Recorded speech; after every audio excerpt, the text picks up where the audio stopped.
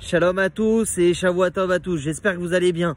Donc voilà, on en profite que c'est ce soir Tou Bishvat pour faire Hitbo des doutes dans la nature, comme il le dit, comme il le recommande Rabbi Nachman de Breslev, Baruch Hashem.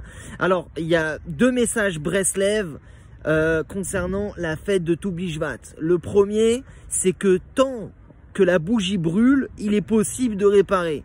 Tou Bishvat, c'est le moment où les arbres ont atteint le désespoir le plus total. Ils sont arrivés, ils sont complètement secs. Regardez ces arbustes derrière. Ils sont secs, ils ont plus de feuilles. Le froid les a desséchés complètement. Et pourtant, nous dit la Torah, à partir de Tou Bishvat, la sève reprend sa force dans les arbres, dans la végétation. Et c'est à partir de ce moment-là qui renaissent de leurs cendres. C'est-à-dire, c'est à partir de ce moment-là que petit à petit, les arbres reprennent vie. Et d'ici quelques semaines, on va voir des bourgeons. Et après, d'ici quelques semaines, on va voir des fruits. Donc, c'est comme parce que l'homme, il est comparé à l'arbre dans la Torah, et la Torah nous dit que, en fait, si tu veux, c'est dans ta vie, tu es arrivé à un hiver. L'hiver, c'est quoi l'hiver? C'est le moment de la froideur spirituelle. C'est un moment très froid spirituel, dans l'étude de la Torah, dans la prière, dans les mitzvot. C'est froid, t'as pas envie, t'es fatigué, tu essayes, mais tu arrives pas, tu essayes de t'améliorer, mais tu tombes, tu essayes de faire des choses et ça ne réussit pas. Tu essayes de te rapprocher d'Hachem et tu t'éloignes encore plus. Ça, c'est l'hiver spirituel.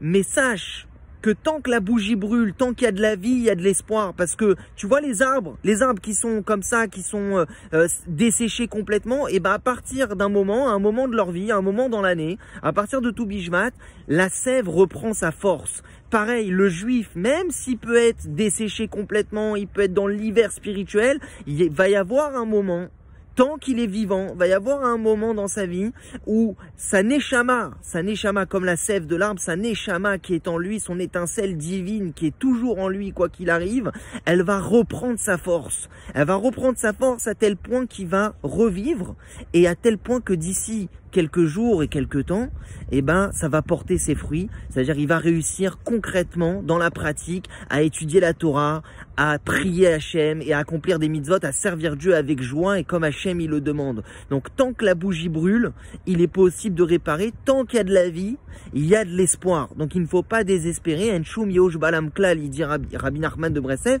parce qu'il y a un moment où ça va s'améliorer. C'est comme la toupie à Hanouka. Pourquoi on joue de la toupie à Hanouka? Pour nous apprendre que la vie, c'est comme une toupie. De la même manière que la toupie, quand tu joues à la toupie, une fois elle tombe sur une face et une fois elle tombe sur une autre face. Alors c'est pareil, dans ta vie il y a des phases. Il y a la phase hiver, il y a la phase printemps, il y a la phase été. Et là on est dans la phase du plus profond de l'hiver où il fait froid, les arbres ils sont secs, ils perdent leurs feuilles, il pleut, il y a le vent. C'est à partir de Tou Bishvat, de cette fête-là, que on renaît de ses cendres, on reprend de la force pour avoir des fruits et pour renaître. Donc demandons à Hachem pendant cette fête, tout comme les arbres, ils reprennent de la force et de la vie et renaissent, que nous, Hachem, donne-nous à nous aussi qu'on est comparé aux arbres, à la fête, à partir de la fête de Tou Bishvat, de sortir de l'hiver spirituel et de renaître, de reprendre la vie, de resservir Dieu avec encore plus de simra et d'enthousiasme qu'avant l'hiver qu'on a subi. Le deuxième message Breslev de la fête de Tou Bishvat, c'est que cette fête-là coïncide souvent avec la paracha de Béchalar qu'on a lu pendant Shabbat, donc hier, avec l'ouverture de la mer Rouge. Quand les Juifs ils sont arrivés devant la mer, ils étaient devant une mer déchaînée avec des vagues, un courant, avec les Égyptiens derrière qui voulaient tous les tuer, et avec les bêtes sauvages à droite et à gauche, nous dit la Torah. Les Juifs ne se sont pas désespérés, ils sont rentrés dans la mer jusqu'aux narines, jusqu'au moment où Hachem les a pris en pitié, a ouvert la mer, et ils ont traversé la mer à pied sec, et vous connaissez la suite, ils ont été, Baruch Hachem, libérés complètement. Alors c'est pareil, pourquoi ça tombe pendant la fête de Tou Bishvat? C'est pour nous dire que le désespoir n'existe pas, même si tu te trouves dans une situation où a priori il n'y a pas de solution possible. Devant toi il y a la mer, il y a tel Yetzer Hara, derrière toi il y a les Égyptiens, il y a un autre Yetzer Hara, à droite et à gauche il y a les bêtes sauvages, il y a un autre Yetzer Hara, et on veut te détruire, on veut t'emprisonner, te détruire. Sache que le désespoir n'existe pas, parce que la bonté et la force d'Hachem n'a pas de limite. Il peut et il va te délivrer de tous tes oppresseurs spirituels et matériels, comme il dit le roi David, sauve-moi de tous mes ennemis dans les Téhilim, et il parle essentiellement des ennemis spirituels qui sont les vrais, les pires ennemis du juif.